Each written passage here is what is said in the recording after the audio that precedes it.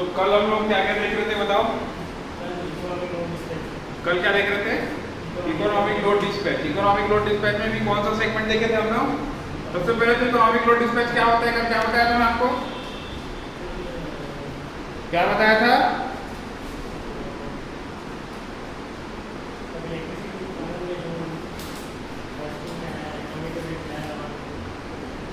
क्या बताया था इकोनॉमिक लोड डिस्पैच के बारे में? डिफरेंट प्लांट्स हैं और हमको इकोनॉमिक लोड डिस्पैच क्यों करना पड़ता है? पहले हम फोरकास्टिंग करते हैं, उसके बाद हमारे पास कितना जनरेशन यूनिट्स है उसके बारे में देखते हैं और हमको लोड कितना सप्लाई करना है। तो हम लोग क्या बताया था आपको, ऐसे डिफरेंट पावर प्लांट्स हैं, इसमें इसका फ्यूल कॉस्ट होगा, इसका भी फ्यूल कॉस्ट होगा, इसका भी फ्यूल कॉस्ट होगा और ये मेरा डिमांड होगा। तो मेरे को क्या, कितने मेरे पास अवेलेबल लोड है और कितना मेरे पास जनरेटेड है, इसका फ्यूल कॉस्ट कम लग रहा है तो कहां से कौन सा जनरेटर का ऑन रखना है, कौन सा जनरेटर ऑफ रखना है, कैसे मेरे डिमांड को मीट करना है, ये सारा जो स्टडी होता है ये कैसे करते हैं अपन? Economic load dispatch. यहाँ पे नाम में लिखा है इकोनॉमिक लोड डिस्पैच, मतलब लोड को अपने को सप्लाई देना है, ठीक है, डिमांड को फुलफिल करना है और वो भी कैसे? इकोनॉमिकली साउंड, यही पता है ना इकोनॉमिक लोड डिस्पैच। तो कल की क्लास में हम लोग क्या क्या देखे थे? Important main fuel cost. Fuel cost में क्या देखे थे? डिफरेंट प्लांट का, डिफरेंट जनरेशन यूनिट का फ्यूल कॉस्ट क्या रहता है? अलग अलग रहता है। क्यों अलग अलग रहता है? बेस्ड ऑन बहुत सारे पैरामीटर्स हैं, ठीक। इससे क्या है हमारा देखे थे? Half AI square plus BI PI plus CI, और ये क्या था? रुपीस पर आवर, यही था फ्यूल कॉस्ट देखे थे। तो ये डिफरेंट हो सकता है अलग अलग का। वहां पे मैं बताया था AI BI और CI क्या है मेरा? कॉस्ट कोफिशिएंट है, ठीक है, प्लांट कोफिशिएंट है। PI क्या है मेरा? उस पर्टिकुलर आयत यूनिट में कितना जनरेटेड है वो, और FI क्या है? वो आयत यूनिट का फ्यूल कॉस्ट है। इसके बाद देखे थे incremental cost. Incremental cost of आयत यूनिट ये क्या देखे थे हम लोग? तो DFI अपॉन DPI किए थे। मतलब अगर फ्यूल कॉस्ट को with respect to power, input power, अगर मैं या पावर जनरेटेड के हिसाब से मैं इसको डिफरेंशिएट कर दूं तो मेरा क्या आएगा बताओ? AI PI प्लस BI, और ये मेरे को क्या मिला था? रुपीस पर मेगावाट। हाँ ठीक है, इतनी बातें पढ़े थे। फिर हम लोग इसमें अब इसको देखो, मैं क्या बोल रहा था, हर एक प्लांट का अलग अलग होगा, लेकिन जब हम इसको कोऑर्डिनेट करेंगे, समझ रहे, इकोनॉमिक लोड डिस्पैच के प्रॉब्लम को सॉल्व करने के लिए हमको क्या करना पड़ता है? कोऑर्डिनेशन करना पड़ता है। कोऑर्डिनेशन में भी कैसा? एक विदाउट लॉस और एक विद लॉस। विदाउट लॉस में कंस्ट्रेंट के बारे में बताया था, मैं क्या क्या बताया था कंस्ट्रेंट? इसमें क्या देखे थे हम लोग? Lambda is equal to IC1 equal to IC2 equal to ICN, ठीक है। तो यहाँ पे देखे थे हम लोग, यहाँ पे तो पेनल्टी फैक्टर का कांसेप्ट नहीं था, तो यहाँ पे क्या था? Without loss. मतलब मैं क्या बोला था? Power generation is equal to power demand, ये कंडीशन लिया था। आज हम लोग देखेंगे विद लॉसेस, ठीक है। तो विद लॉसेस में क्या कंसीडर करना है अपने को? Power generation is equal to power demand plus losses. यहाँ पे मैं लॉसेस कंसीडर करता हूँ और लॉसेस होंगे, ये लॉसेस होंगे, ये कैसे बताया मैं आपको बताओ क्या क्या टाइप के लॉसेस होंगे। तो इसके लिए मैं एक बार फिर से बता देता हूँ थोड़ा सा, इतना समझ आया? कल का क्विक रिवीजन था ये, ठीक। लॉसेस क्या? ये मेरा जनरेशन यूनिट है, यहाँ से मैं जनरेट करा डिफरेंट मीन से, उसके बाद इसको स्टेप अप ट्रांसफार्मर लगा के मैं थ्रू ट्रांसमिशन टावर से ट्रांसमिशन केबल इसको ट्रांसमिट किया, और ये मेरा लोड सेंटर है, ठीक। तो पहला जो काइंड ऑफ लॉसेस होगा वो कहाँ पे होगा? इस एंड पे होगा। जनरेटर में भी कैसे हो सकता है लॉसेस? कॉपर लॉस हो जाएगा, इसका खुद का हो जाएगा, स्ट्रे लोड लॉस हो जाएगा, ठीक। साथ में जो लॉसेस होगा वो होगा, फिर से लॉसेस हो जाए। अब यहाँ पे ट्रांसफार्मर में कॉपर और आयरन लॉस, ठीक। अब यहाँ पे ट्रांसमिशन लॉस में क्या होगा? I2R लॉसेस होगा, यहाँ पे भी कुछ लॉसेस होगा, बट यहाँ पे जो मेजॉरिटी ऑफ द लॉसेस को कंसीडर करना है, तो विदाउट लॉस में तो ये सारे चीज को हम लोग इक्वल टू 0 कंसीडर कर लिए। तो यहाँ पे मेरे को क्या मिला था कि ऑप्टिमाइज करना है मेरे को, तो कोऑर्डिनेशन इक्वेशन यही आया था। कोऑर्डिनेशन इक्वेशन लिखवाया था, कैसा होगा? Incremental cost of each plant should be same. Incremental cost of first plant equal to second plant equal to third plant, ये सारा सेम होना चाहिए।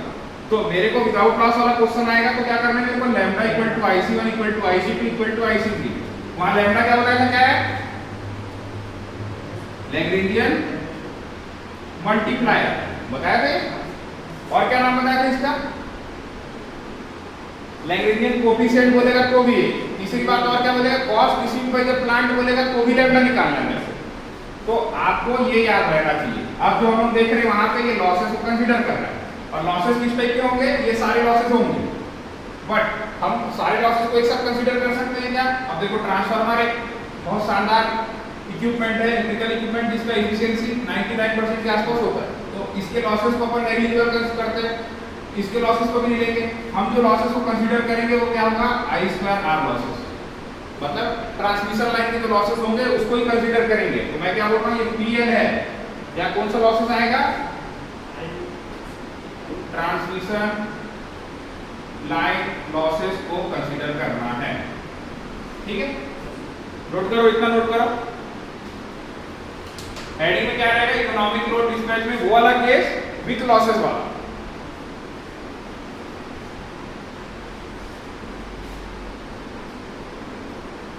Economic dispatch with power loss, heading रहेगा economic dispatch with power loss.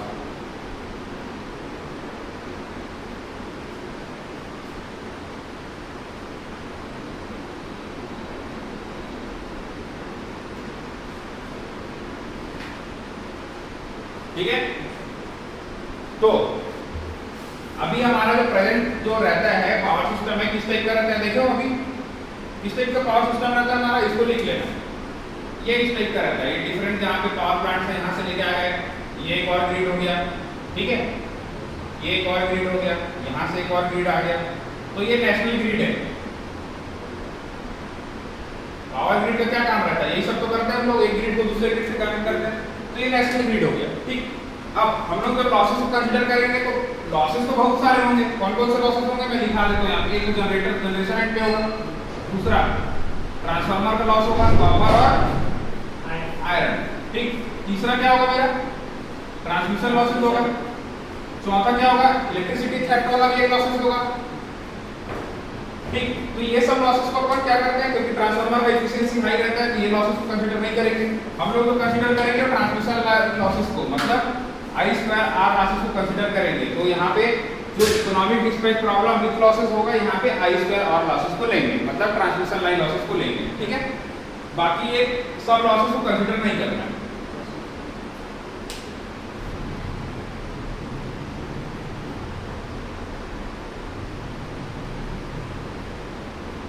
Clear है। अब देखते हैं हम लोग कि लॉसेस को कंसीडर करेंगे तो कैसा दिखेगा। ठीक है, ये सब दिमाग में रहना चाहिए, यही काम आएगा आगे। ठीक है ना,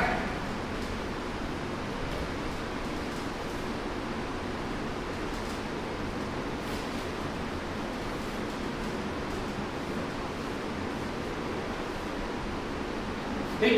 अब देखो लॉसेस को मैं कंसीडर कर रहा हूं, इधर देखना, क्लियर हो रहा है।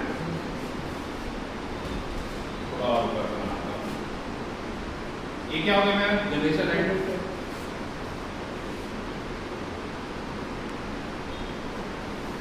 और ये मेरा लोड है।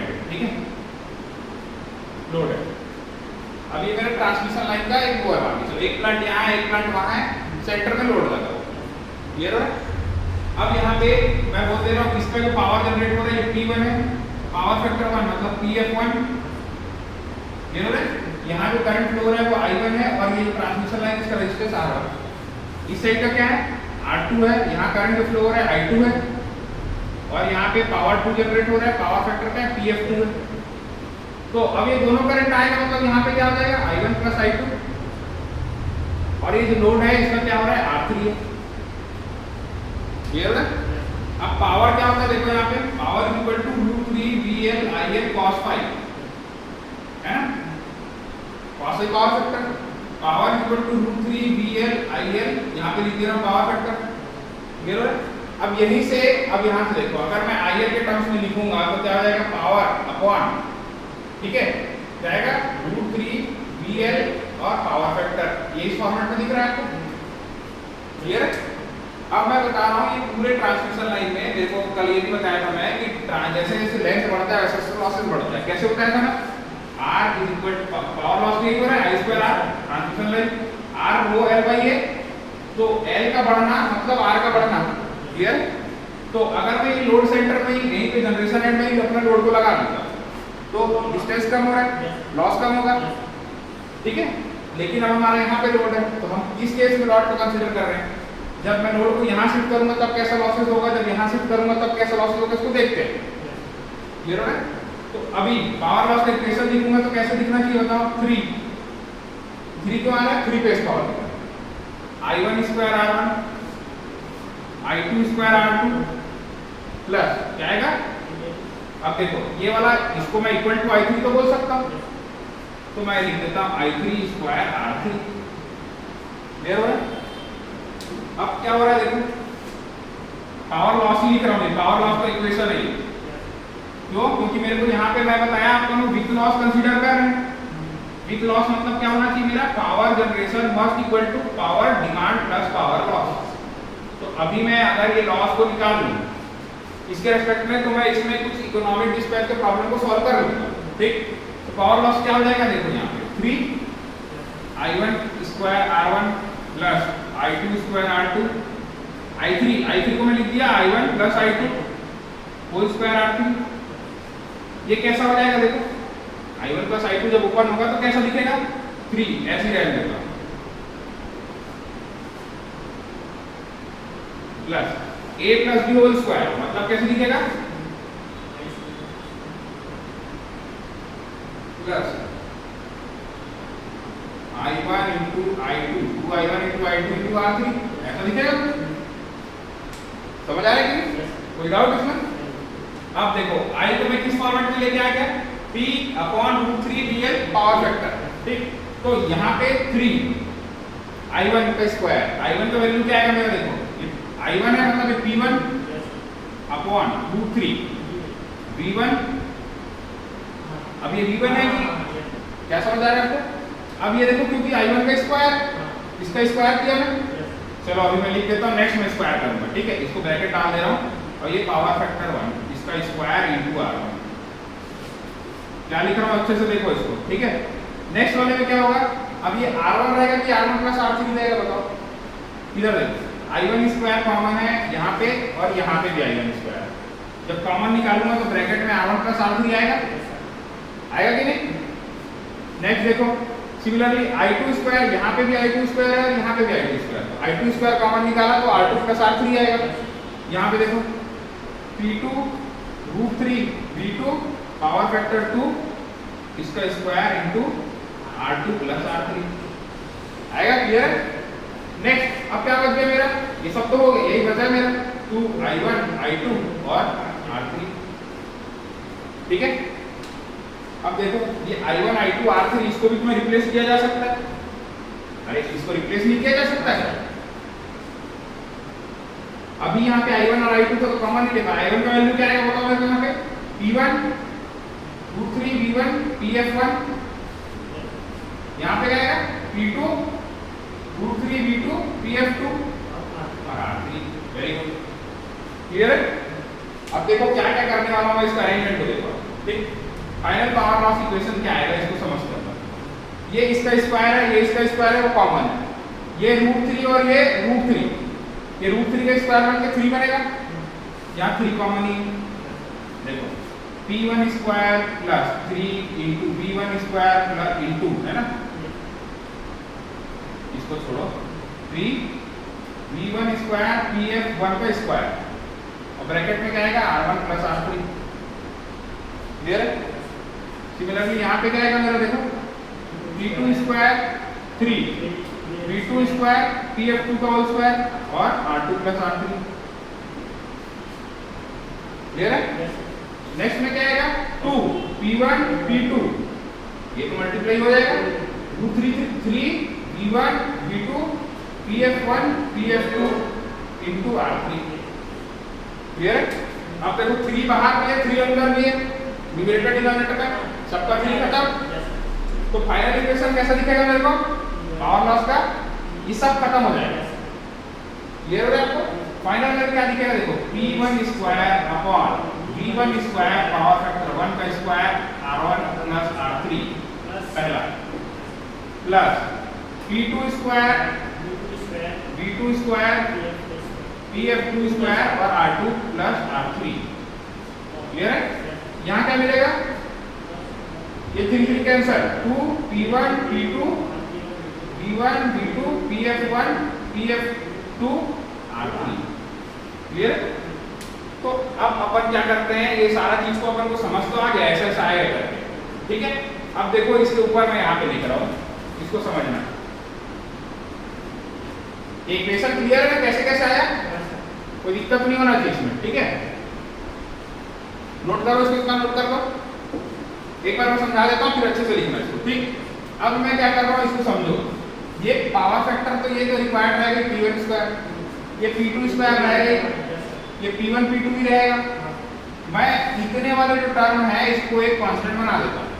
देखो PL इज इक्वल टू क्या लिख दे रहा हूँ, B11 P1 स्क्वायर, ठीक।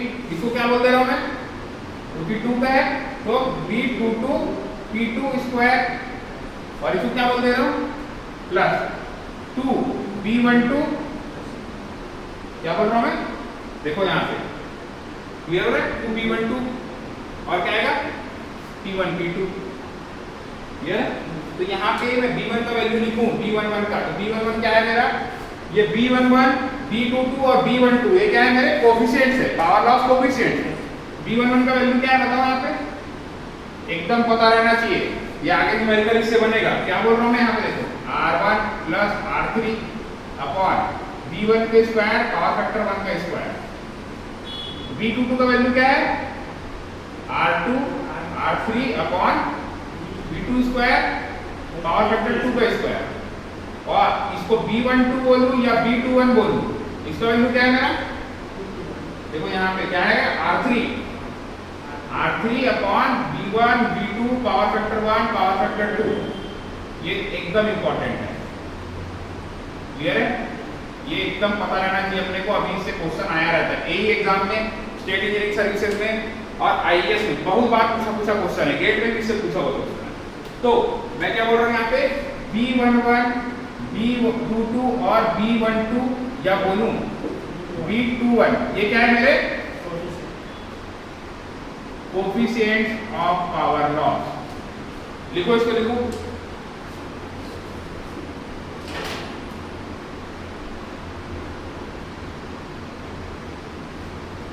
अभी पावर लॉस है मतलब ये मेगावाट नहीं होगा इसका।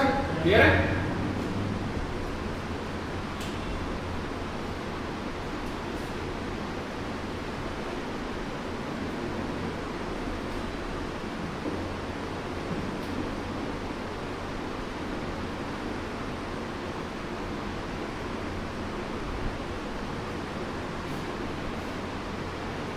क्या क्या है B1 B12 और B21 क्या है लॉस कोफिशिएंट है।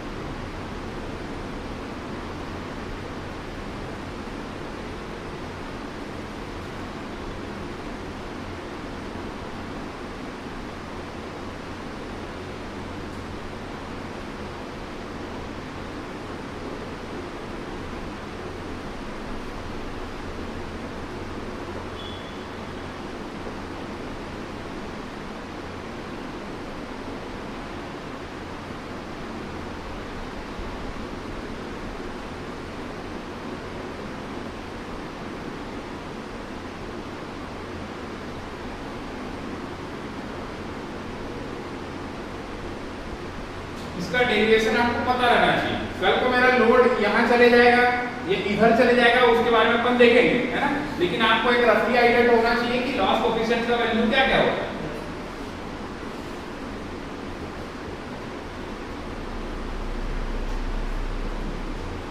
ठीक है, नोट किए इसको, कर लो, नोट कर लो, नहीं करना तो नोट करो। हाँ कर लोगे ना, ये इसका वैल्यू को लिख लो, क्या क्या है लिख लियो। अब आपको ये पता रहना चाहिए, ठीक। तो हमको अल्टीमेटली क्या मिला, हमारा पावर लॉस इक्वेशन ये बनेगा अब इसको याद रखेंगे, ये सब याद ही रहेगा, लेकिन हमको आना चाहिए निकालने के लिए। क्यों आना चाहिए, क्यों आना चाहिए बताओ? कहीं पे फंस गए तो हमको डेरिवेशन वाला पार्ट आना चाहिए कि ऐसे ऐसे ऐसे ऐसे हुआ था। ये चीज तो कंसेप्ट है, याद थोड़ी रखना है इसको अपने।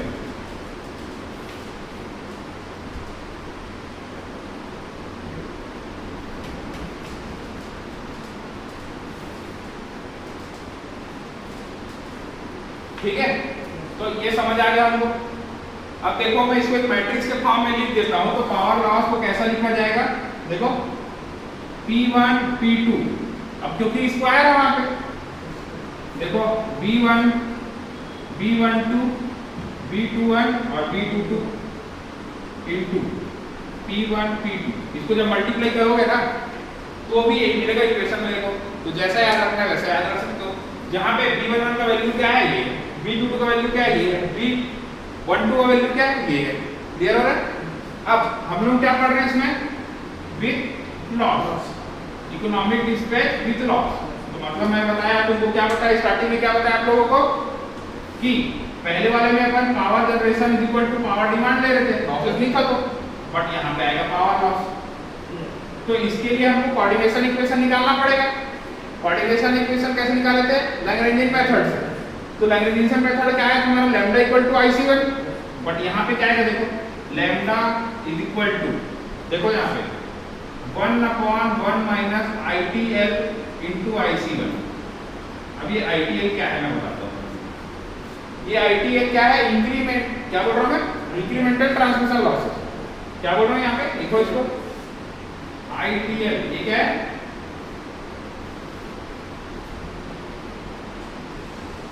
Transmission losses. अब ये क्यों ट्रांसमिशन लॉसेस ले रहा हूं?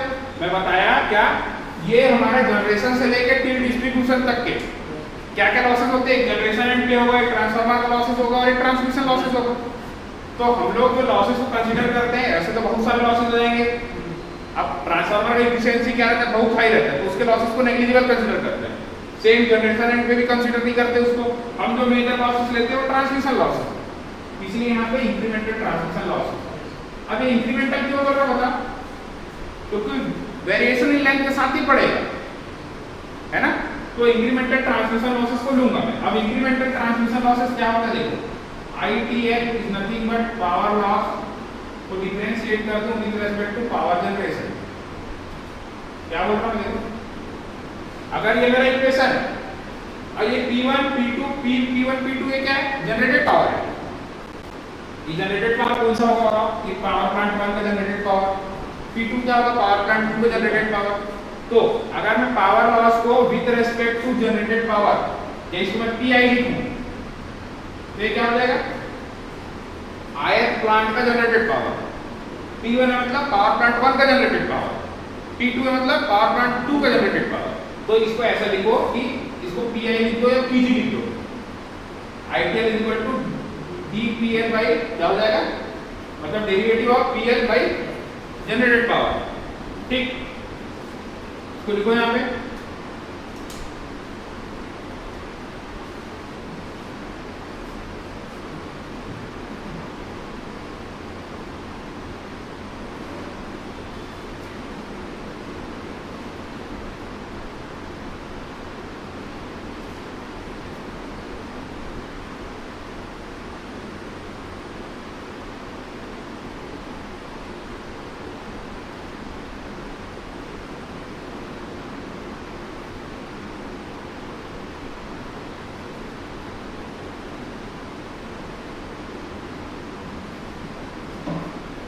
क्लियर हुआ? यहाँ तक क्लियर हुआ? उसको लिखे कि नहीं, ये चीज को लिख लिए? ये क्या होता है? लैम्डा। ये लैम्डा क्या होता है? यहाँ देखो फिर से लिख दे रहा हूँ। इसका लैम्डा निकालने को पूछेगा तो क्या क्या पूछेगा आपको? पहला नाम क्या करेगा? Lagrangian multiplier. दूसरा लैग्रेंजियन कोफिशिएंट। तीसरा कॉस्ट रिसीव बाय प्लांट। ये तीन नाम में कोई भी लिखा रहेगा तो लैम्डा निकालना है। पिछले वाले में lambda equal to IC1 equal to IC2 equal to IC3 आ रहा था। अब यहाँ पे ये फैक्टर नया आ गया। ये फैक्टर को क्या बोलते हैं? Lambda is equal to LI into ICI। ये क्या है बताओ? L is penalty factor of ith plant. अब यहाँ मैं L1 लिखूंगा मतलब penalty factor of plant 1। IC1 क्या हो जाएगा? पेनाल्टी फैक्टर मतलब इंक्रीमेंटल कॉस्ट ऑफ प्लांट 1। ठीक, तो इसको मैं Li को लिख रहा हूँ ये for ith plant. Clear? L क्या है? पेनाल्टी फैक्टर है। यहाँ देखो थोड़ा मेरे साथ इधर, क्लियर हुआ इतना? क्लियर हो गया? इसको मैं थोड़ा सा रफ कर ले रहा हूं, है ना? बनाए थे कि डायग्राम में तो बना लिए थे। अब इधर देखो, ये मेरे को क्या मिला? Lambda is equal to L I और ICI। ये मेरा कोऑर्डिनेशन इक्वेशन मिला। क्या मिला ये? Coordination equation for economic dispatch. Economic dispatch, वो भी कौन सा केस में? With loss. वेरी गुड, ठीक है। तो विथ लॉस जब मैं ले रहा हूं तो मेरे को ये वाला चीज मिला। क्लियर है? अब देखो थोड़ा सा इसमें सेटलमेंट देखते हैं अपन। यहाँ पे मेरा Li क्या था? इसको लिखो, Li is penalty factor, penalty factor of ith plant. ठीक है, तो Li मेरे को क्या मिला? 1/1 माइनस ITL, और ITL क्या मिला? 1/1 minus DPL upon power generated. ये समझे? समझ आ रहा है? ये पूछता है पेनाल्टी फैक्टर क्या होता है, पूछता है। देखो ITL incremental transmission loss PI upon PG, या इसको मैं PG लिखूं या PI लिख सकता हूं, कुछ भी लिख सकता हूं। ठीक है, ये यहाँ पे अगर मैं PI लिख दे रहा हूं मतलब ये क्या बता रहा है मेरा? ith प्लांट का। यहाँ पे भी आई है, ये आई हमेशा सेम रहना चाहिए। तो L1 लिखा तो 1/1 minus DPL upon DP1, L2 लिखा तो DPL अपॉन DP2। क्लियर है? ये बहुत इंपॉर्टेंट है, ये पेनाल्टी फैक्टर होता है, वेरी इंपॉर्टेंट। पूछा हुआ है एग्जाम में पेनाल्टी फैक्टर क्या होता है। अब पूछेगा क्या, मैं ये बता रहा हूँ आपको कि इंक्रीमेंटल ट्रांसमिशन लॉस बढ़ रहा है तो पेनाल्टी फैक्टर में कैसा चेंजेस आएगा। ये सब मैं क्वेश्चन में बताऊंगा आपको, ऑब्जेक्टिव क्वेश्चन बनता ही है। ठीक है, इसको नोट कर लो पहले।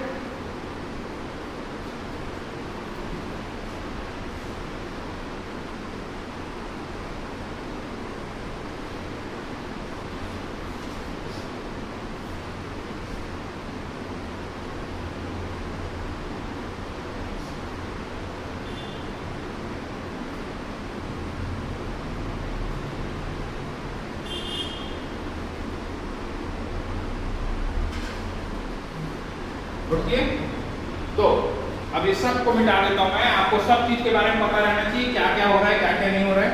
क्लियर है? तो अब हमारा कंक्लूजन क्या निकल रहा है इसको देखते हैं हम। ठीक है, final conclusion.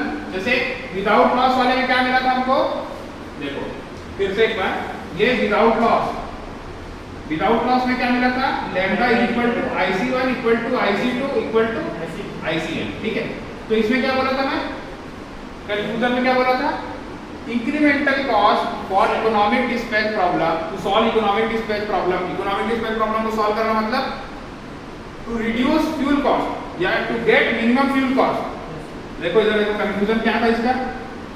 to get minimum fuel cost।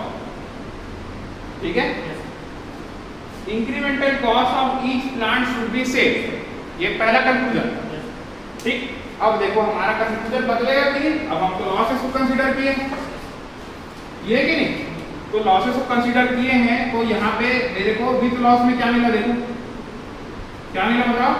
Lambda same है, is equal to L1 IC1 equal to L2 IC2 equal to L3 IC3 and so on.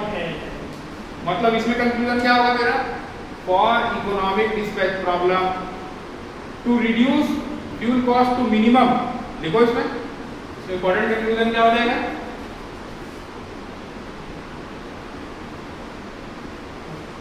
To get the minimum fuel cost solution for economic dispatch, to get the minimum fuel cost solution for economic dispatch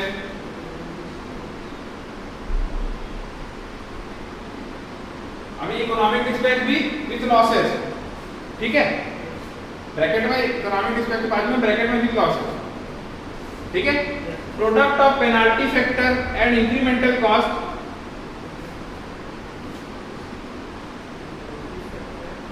incremental cost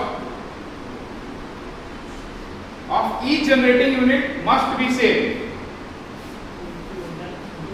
Product of penalty factor and incremental cost of each generating unit must be same. मतलब देखो ये generation unit 1 है, इसका product penalty factor और incremental cost का इस दोनों generation 2 के बराबर होना चाहिए। अगर 3 जनरेटिंग यूनिट है तो तीनों के बराबर होना चाहिए। मतलब वही है हमारा कंक्लूजन।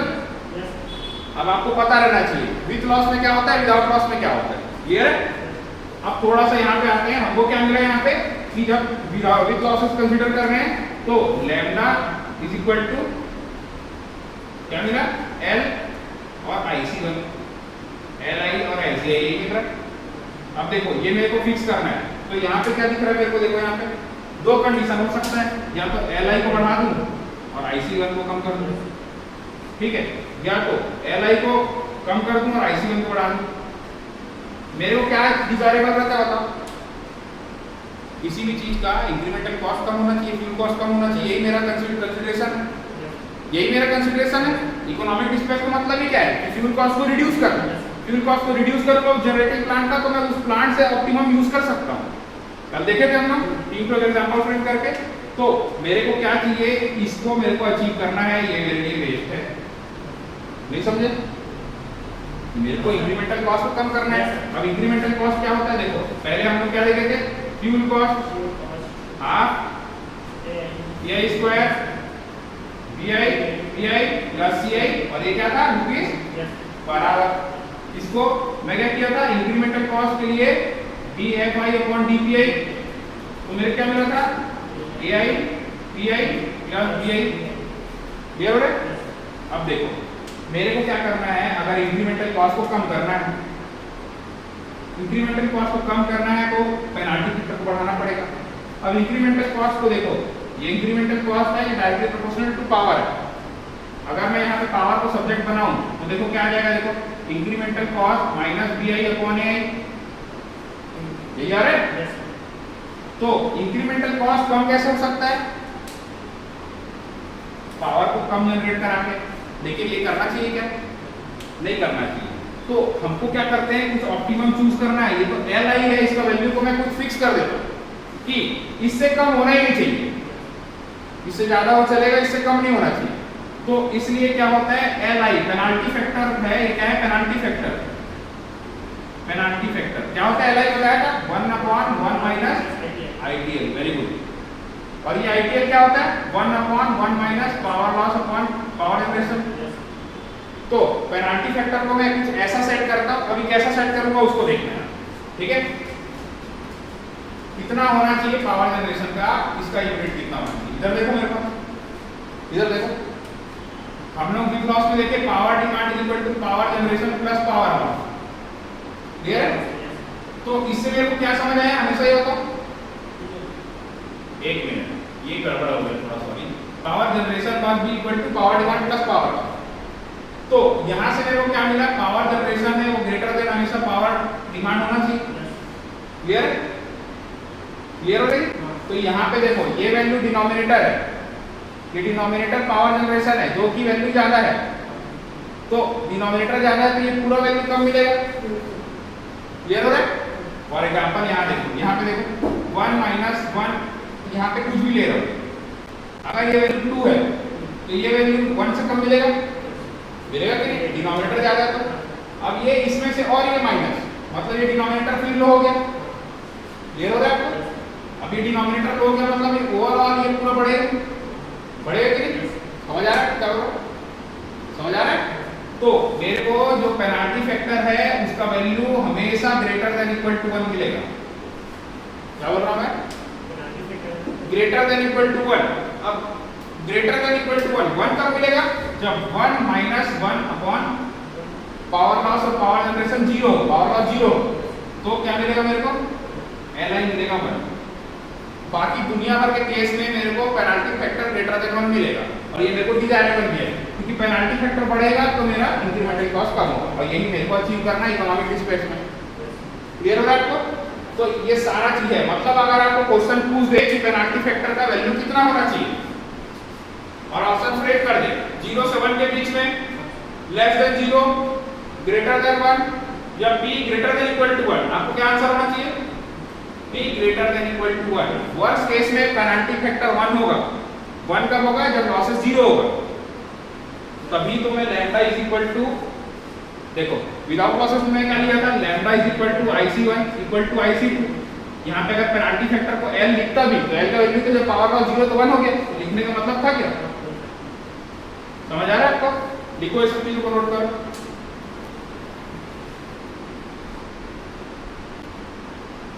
थोड़ा सा और एनालिसिस दिखेंगे फिर अपन।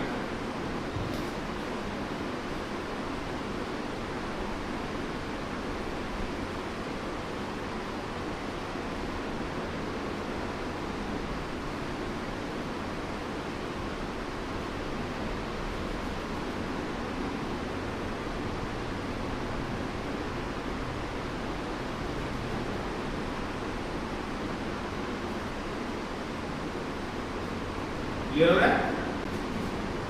अब मैं थोड़ा जो कंसेप्चुअल यहाँ पे पूछता है क्वेश्चन, तो देखो इधर अपन थोड़ा सा इसका बात करते हैं, ठीक है?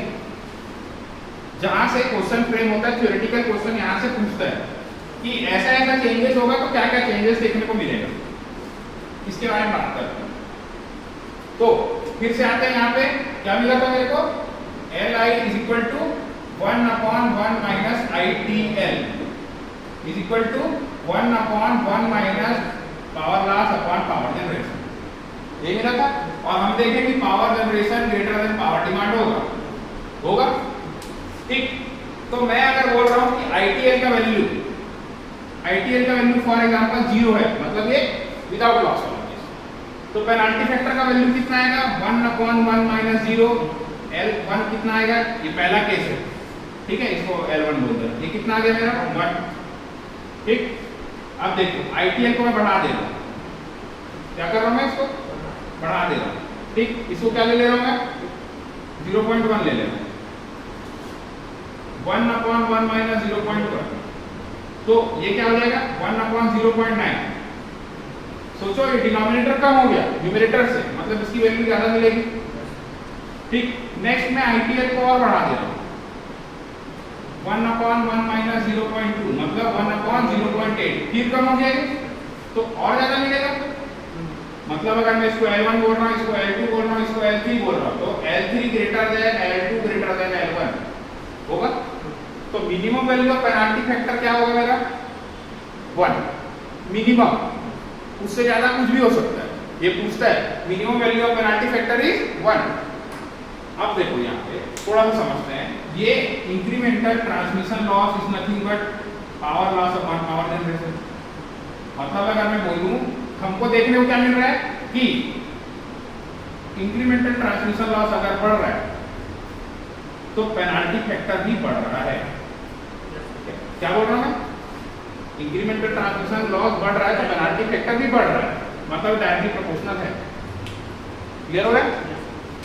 यहां समझो, अब ये इंक्रीमेंटल ट्रांसमिशन लॉस क्या होता है? Directly proportional to power loss. Power loss क्या होता है? I²R। क्लियर हो रहा है? अब I कुछ चेंज नहीं होगा, मतलब अगर मैं बोलूं कि ITL है वो directly proportional to R, R is nothing but rho L/A, तो ITL directly proportional to length. समझ आ रहा है? लेंथ जितना बढ़ेगा ITL उतना बढ़ेगा, ITL जितना बढ़ेगा उतना पेनल्टी फैक्टर बढ़ेगा। क्या बोल रहा हूं मैं? पेनल्टी फैक्टर बढ़ेगा।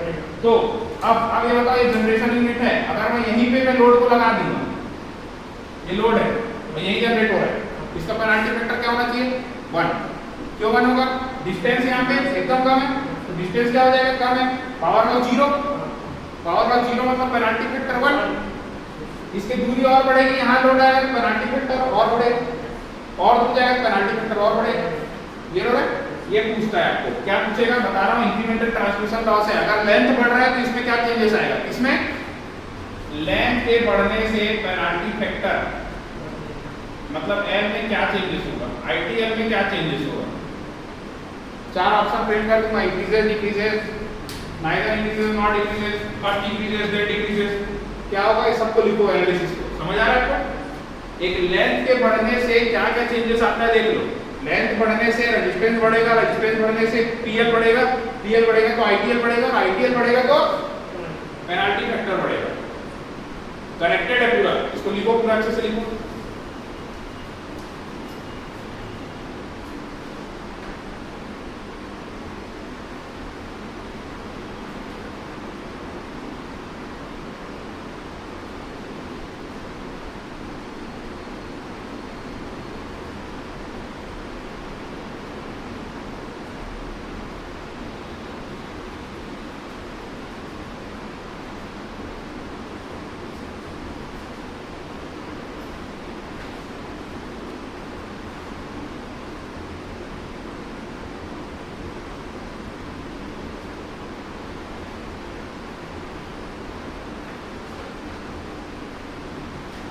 प्रॉपर अच्छे से लिखो सब चीजों को ना,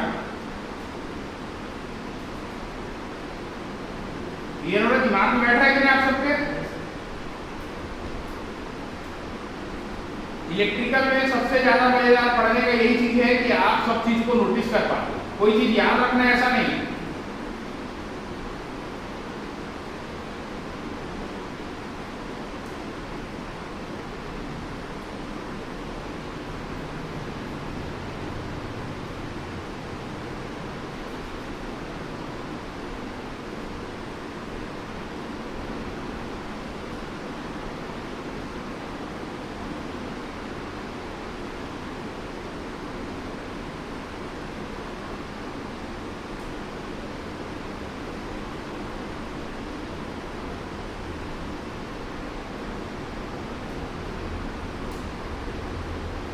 हो गया?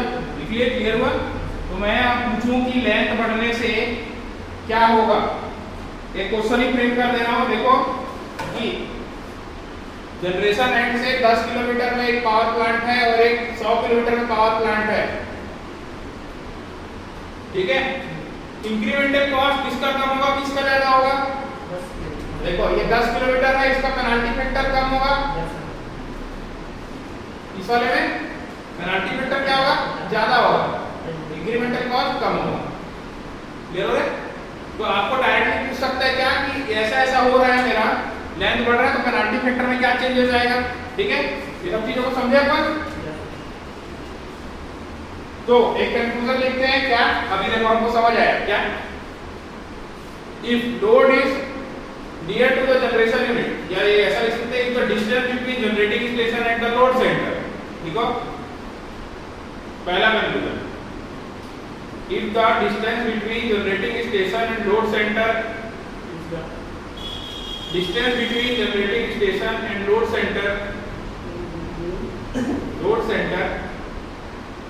increases, then the penalty factor will also increases.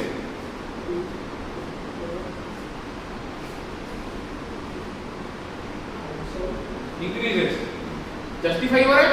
अभी देखो जनरेशन यूनिट है, इससे 100 किलोमीटर दूर में मैं लोड को लगाया, बहुत दूर में, तो इतने ट्रांसमिशन लाइन का लेंथ बढ़ा तो आर बढ़ा तो क्या बढ़ा मेरा, पीएल बढ़ेगा, क्योंकि PL is nothing but I square R. PL बढ़ेगा तो आईटीएल बढ़ेगा तो पेनाल्टी फैक्टर बढ़ेगा। क्लियर है? तो यहाँ पे एक और पॉइंट लिख लो, penalty factor is a physical parameter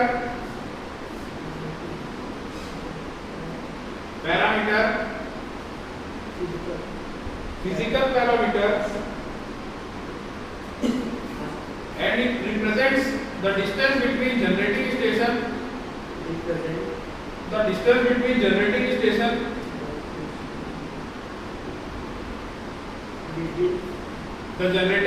and load center.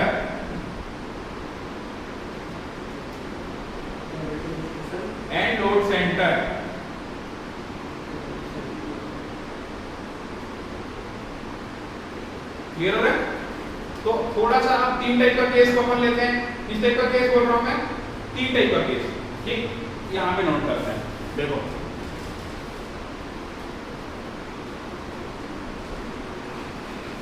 हमारा पावर लॉस इक्वेशन यही है, इसको याद रखना है अपने को, ठीक है? 3 टाइप का केस क्या, अभी देखो सेम केस को लेता हूं।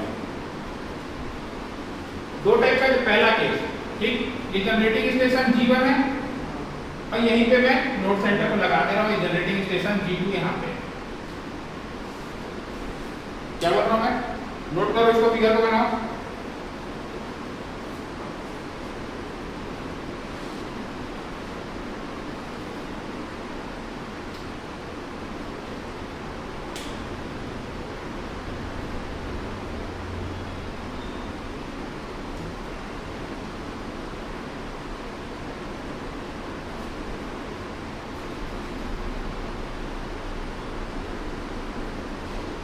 क्लियर हो रहा है? तो इस वाले केस में क्या क्या होगा, बनाओ उसको, लिखो पहले पूरा इक्वेशन को लिख के रखो, उसका पावर लॉस के इक्वेशन को।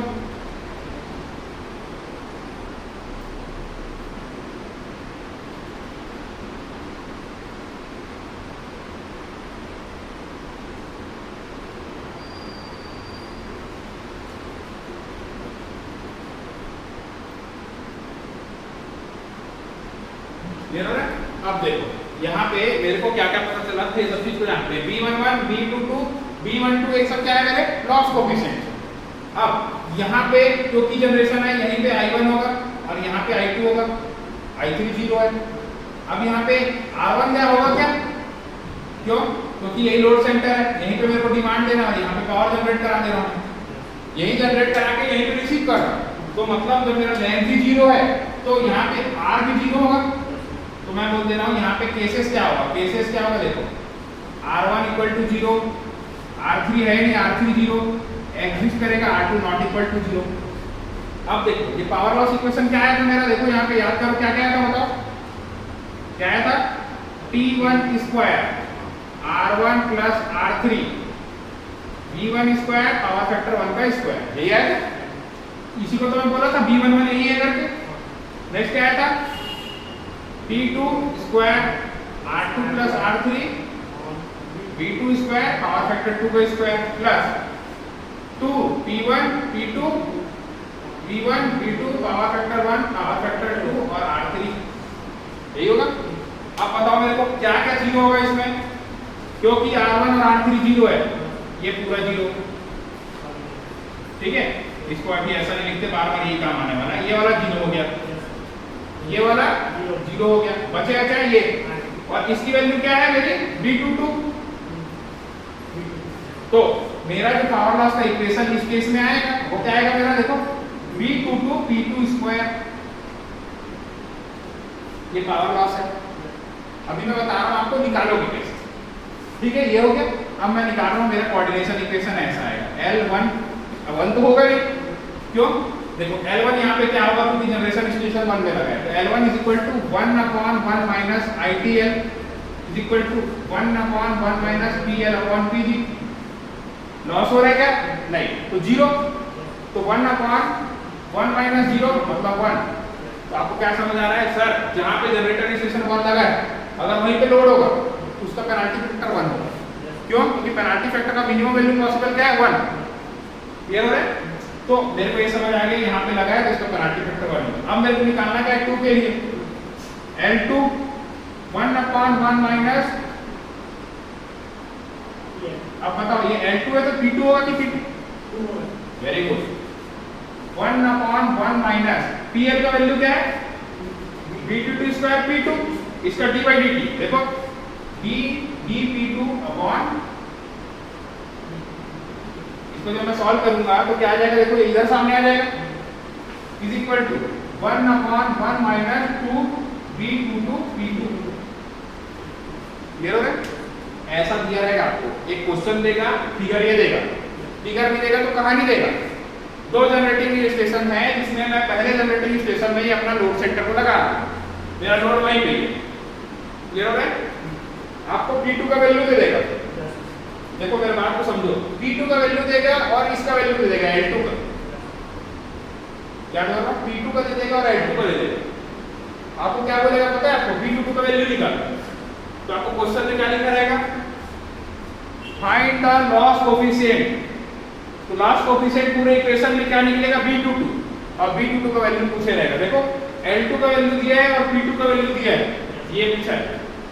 नेक्स्ट क्वेश्चन में L2 दे देगा, B22 दे देगा, P2 ये पूछेगा कि जनरेटिंग स्टेशन P2 कितना पावर जनरेट कर रहा है, जब ये V22 और P22 दे देगा तब आपको पूछेगा L2 क्या है। समझ आ रहा है? पूरी कहानी समझो कैसा इक्वेशन सॉल्व होगा। ये क्वेश्चन सॉल्व करने का तरीका है, आपको समझ आना चाहिए। तो आपको पता कब रहेगा? आपको कुछ नहीं याद रखना, ये याद रखना है और ये याद रखना है। फिर हमको आता है सब। अब मैं लोड को बदल देता हूँ, इसको नोट करो। ऐसा होता है तो इस टाइप का होता है। तो यहाँ पे क्या सीखा देखो सर, L1 को इसका पेनाल्टी फैक्टर 1 होगा, बट L2 का penalty factor greater than 1, greater than 1 होगा। 1 तो मिनिमम पेनाल्टी फैक्टर, तो ग्रेटर देन 1 ही होगा। आप लोग से याद रखो सब चीजों को। क्यों? क्योंकि ये यहाँ है और लोड यहाँ लगा है। इतना लेंथ ये ट्रांसमिशन लाइन कवर कर रहा है। लेंथ बढ़ा, क्या बढ़ेगा? R बढ़ेगा, R बढ़ेगा, PL बढ़ेगा, PL बढ़ेगा, ITL बढ़ेगा, और ITL बढ़ेगा तो पेनाल्टी फैक्टर बढ़ेगा। तो यहाँ पे क्या होगा? L इक्वल टू 1 और L2 ग्रेटर देन 1 लिख लो।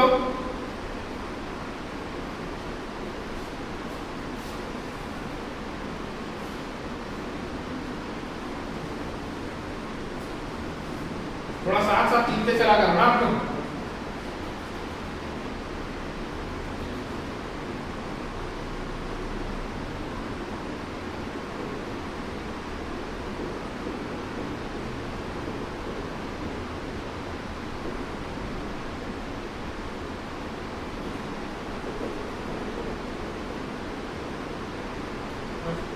क्लियर हुआ? लिख लिए? तो नेक्स्ट हम सोचते हैं अब क्या किस टाइप का केस होगा। देखो अब मैं केस को बदल देता हूं। हमारा इक्वेशन तो कॉमन है, इक्वेशन कॉमन रहेगा। देखो सेकंड केस क्या होगा?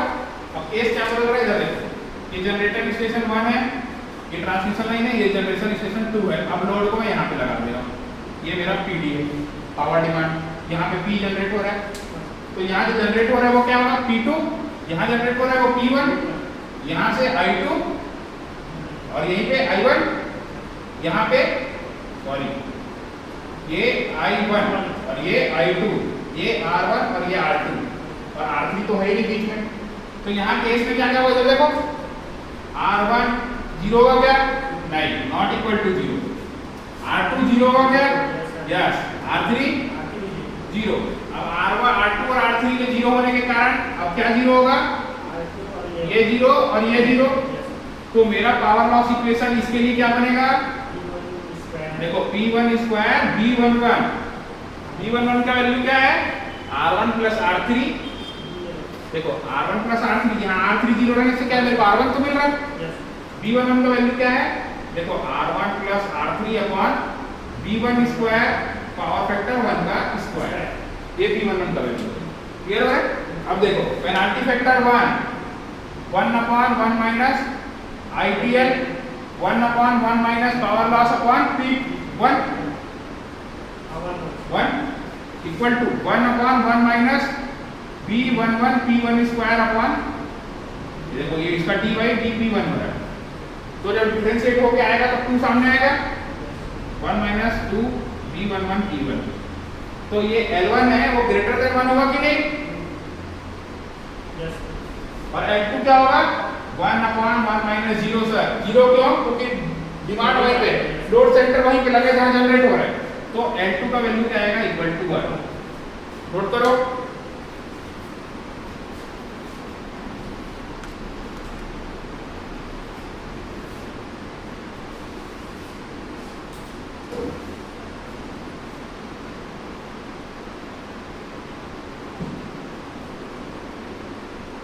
ये 3 केस को छोड़ आपसे कुछ नहीं पूछेगा दूसरा, ठीक है?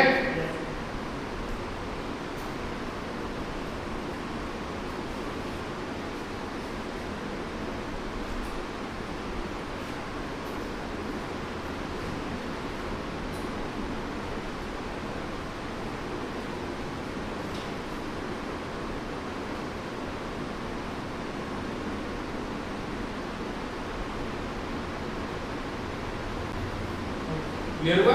अब तीसरा केस कौन सा बनेगा? अब अपन देखते हैं, ठीक है? थर्ड केस कौन सा बनेगा? ये केस नंबर 2 था। केस नंबर 3 देखते हैं। Very good. तो केस नंबर 3 में क्या क्या मिलेगा? R1 0 मिलेगा क्या? नहीं।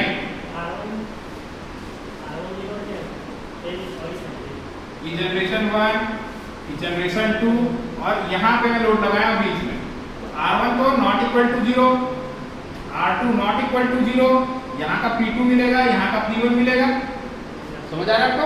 तो यहीं पे मेरे को I1 भी मिलेगा और यहाँ पे I2 भी मिलेगा, केवल R3 इक्वल टू 0 होगा। हो रहा है?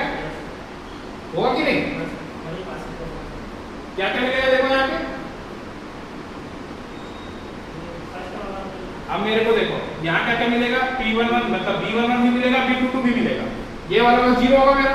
तो पावर लॉस इक्वेशन इसमें क्या मिलेगा, B11 P1 square plus B22 P2 square. Note करो इसको।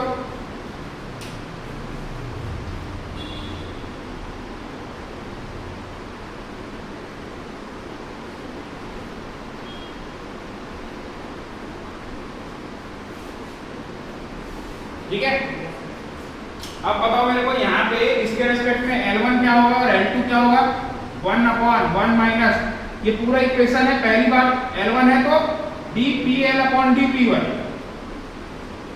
नहीं समझे? तो ये वाला 0 मिलेगा P2, अरे इसके रेस्पेक्ट में डिफरेंशिएट ही नहीं होगा, तो इसमें क्या मिलेगा 1/1 माइनस 2P1 D11, और L2 क्या मिलेगा 1/1 माइनस 2P2 B22। अब यहाँ पे जो बात समझने वाली है क्या, यहाँ पे L1 भी ग्रेटर देन 1 और L2 भी ग्रेटर देन 1 मिलेगा, मिलेगा कि नहीं? अरे ये पूरे इक्वेशन को मैं पावर लॉस का लिखा, अब इसको डिफरेंशिएट करूंगा P के रेस्पेक्ट में, P तो यहाँ पे है, यहाँ पे तो है ही नहीं 0। नेक्स्ट वाले में P2 यहाँ पे, P2 यहाँ है ही नहीं 0, पूरे एक इक्वेशन मिलेगा मेरे को। अब आपको कैसा मिलेगा मैं बता रहा हूँ, क्वेश्चन फिगर दिया रहता है या स्टेटमेंट दिया रहता है, दो जनरेटिंग स्टेशन है, यहाँ प्लेस है, आपको पूछ देगा कि पहले जनरेशन स्टेशन में मेरा लोड सेंटर है, तो बताओ penalty factor plant generating unit 1 के लिए क्या होगा। ठीक है, ग्रेटर देन 1 होगा ये तो पता है, जैसे मैं बोल रहा हूँ ये फिगर है, ये G1 ये G2 और मैं यहाँ पे देती हूँ ऐसा, सुनो आप मेरे बात को। ठीक है, अब मैं बोल रहा हूँ कि जनरेशन स्टेशन 2 के लिए पेनाल्टी फैक्टर क्या होगा, L2 क्या होगा। मैं ऑप्शन दे रहा हूँ इधर 0.9 1 1.2, ठीक है 0.9 है। आप क्या लगाओगे आंसर, निकालना है अपने को, आपको निकालना नहीं पड़ेगा, आपको पता है कि यहाँ पे ऐसा तो इसका तो 1 होगा, इसका ग्रेटर देन 1 होगा, डायरेक्ट आंसर ग्रेटर देन 1 आएगा। Smart approach. अगर यहाँ पे 2-3 ऑप्शन मैच करता तब हम लोग निकालते। अब कैसे निकालते हैं, उसके लिए डेटा चाहिए रहता है हमको, क्या या तो पावर लॉस दिया रहा है या फिर कॉस्ट कोएफिशिएंट दिया रहा है, लॉस कोएफिशिएंट दिया रहा है। क्लियर हो रहा है? ये 3 केस। ओवरऑल पूरा चैप्टर का समरी की बात करूं तो पूरा हम लोग क्या देखें, जो 3-4 इक्वेशन कॉमन याद आएगा आपको, मैं लिखूंगा भी, सबको मिटाता हूं, इसको लिख दो पहले आप।